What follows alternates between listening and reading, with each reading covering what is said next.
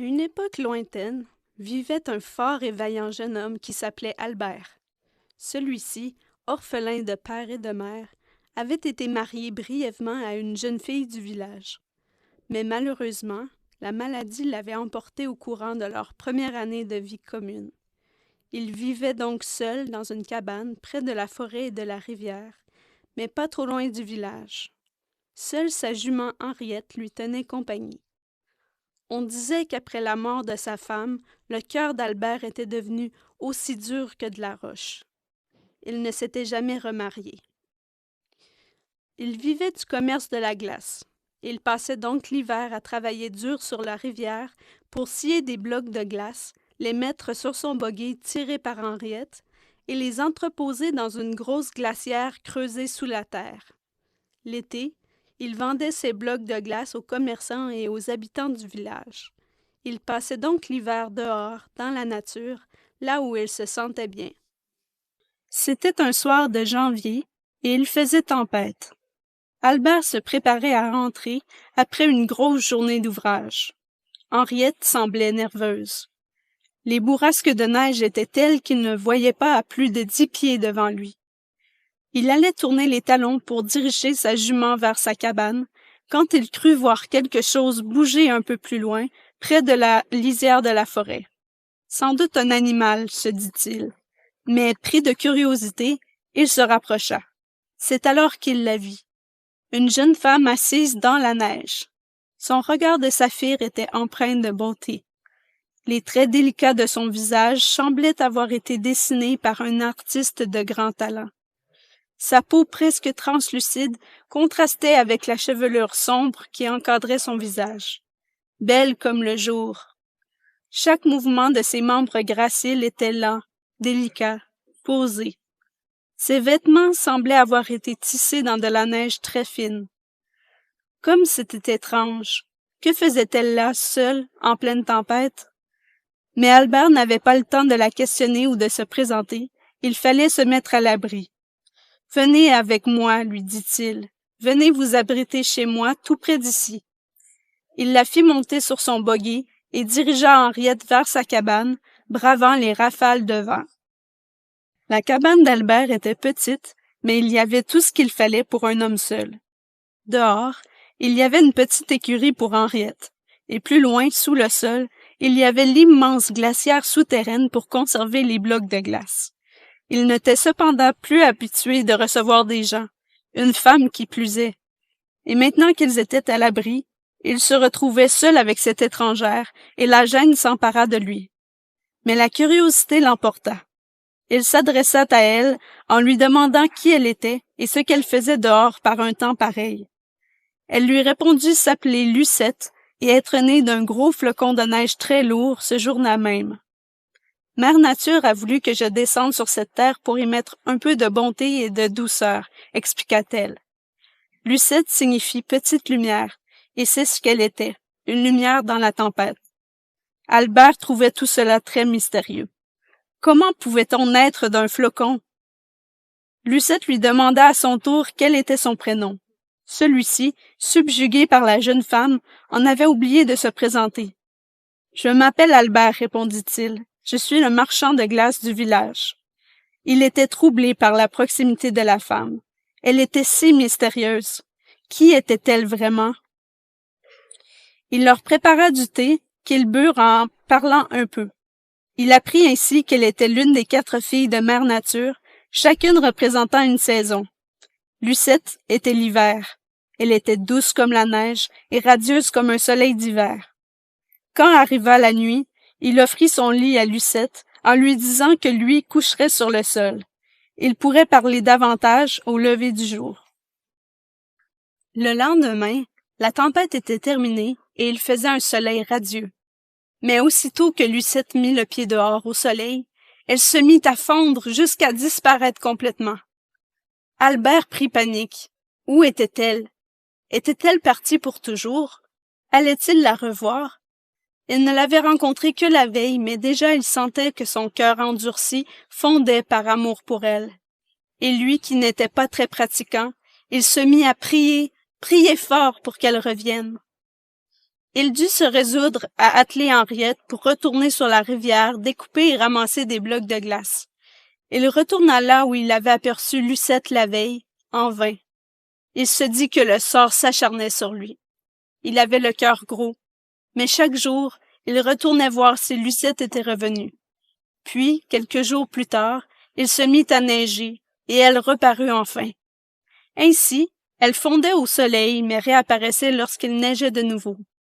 En la ramenant avec lui vers sa cabane, Albert se promit de tout faire pour ne plus qu'elle fonde et le quitte. Il essaya d'abord de la garder chez lui, à l'intérieur, les jours où il faisait soleil. Mais il était assez difficile d'éviter les rayons pénétrant par les fenêtres. Ils réussirent néanmoins à vivre ainsi pendant quelque temps. Ils apprenaient à se connaître, et ce faisant, leur amour naissant s'approfondissait. Mais un jour où le soleil était particulièrement lumineux, un rayon pénétra par une des fenêtres, se refléta sur un miroir et atteignit Lucette qui fondit aussitôt. Albert était malheureux. Il ne voulait pas la perdre. Il savait que pour cette fois, elle réapparaîtrait à la prochaine neige. Cependant, le printemps approchait rapidement et il redoutait le moment où il ne tomberait plus de neige, et ce jusqu'à l'hiver suivant. Qu'adviendrait-il de sa douce Lucette alors? Allait-elle disparaître pour toujours? Allait-elle réapparaître l'hiver suivant? Mais alors, pourrait-il l'attendre jusque-là? Ces questionnements lui faisaient très peur, et alors il décida qu'il devait trouver une solution permanente à leur problème. Un matin, la solution sembla lui tomber dessus comme une évidence. Il était un marchand de glace. Il conservait les blocs de glace toute l'année dans son immense glacière souterraine. Là, il faisait toujours froid, et surtout il faisait très sombre. Aucun rayon de soleil ne pouvait y pénétrer. Il n'avait qu'à cacher sa Lucette là les jours où il ferait soleil. Il lui installerait une couchette, lui emmènerait des provisions, et viendrait lui tenir compagnie le matin très tôt, ou le soir quand il ferait noir, afin qu'aucun rayon ne pénètre dans la glacière en ouvrant la porte. Elle pourrait même sortir un peu à ce moment, prendre l'air, à condition d'être de retour dans la glacière avant le lever du soleil. Il lui fit part de son plan. Elle n'était pas certaine d'aimer l'idée de se retrouver seule dans cette glacière sombre, et ce pour une durée indéterminée. Mais elle avait très peur de fondre de nouveau et de perdre son tendre amour pour toujours. Ainsi, elle accepta. Au début, le plan fonctionnait. Lucette restait enfermée les jours où il faisait soleil, et elle sortait quand il neigeait ou quand il faisait noir. Albert allait la retrouver tôt le matin, puis chaque soir après sa journée d'ouvrage. Ils continuaient à apprendre à se connaître. Au début, Lucette sortait quand il neigeait. Mais en mars, le soleil montrait ses rayons tous les jours, et Albert ne voulait pas risquer de la perdre en lui permettant de sortir, même par une journée grise. Peu à peu, une ombre se mit à grandir dans le cœur de Lucette, et elle se mit à faiblir. Au début, elle ne comprenait pas ce qui lui arrivait, et elle décida de ne pas en parler à Albert pour ne pas l'inquiéter. La liberté lui manquait, la nature aussi, la forêt, la rivière, les animaux. En plus, elle se sentait très seule le jour quand elle était enfermée et que son Albert était sur la rivière. Albert ne remarqua rien au début, mais éventuellement, il se rendit compte que Lucette semblait moins enjouée, que ses yeux ne brillaient plus comme avant et que son teint était gris et terne. Elle avait les joues creuses et les yeux cernés. Ses beaux cheveux de jais étaient terneux aussi. Il fit part de ses inquiétudes à sa douce. Lucette avait eu le temps de penser à sa condition avant qu'Albert ne le remarque et ne lui en parle. Elle pensait avoir trouvé la réponse à ses questionnements. Elle lui expliqua alors. « Je suis une des filles de Mère Nature. Je suis l'hiver. Je suis née d'un flocon. Je devrais ne faire qu'un avec la nature, courir dans les bois, jouer dans la neige, glisser sur la glace, chanter avec les oiseaux.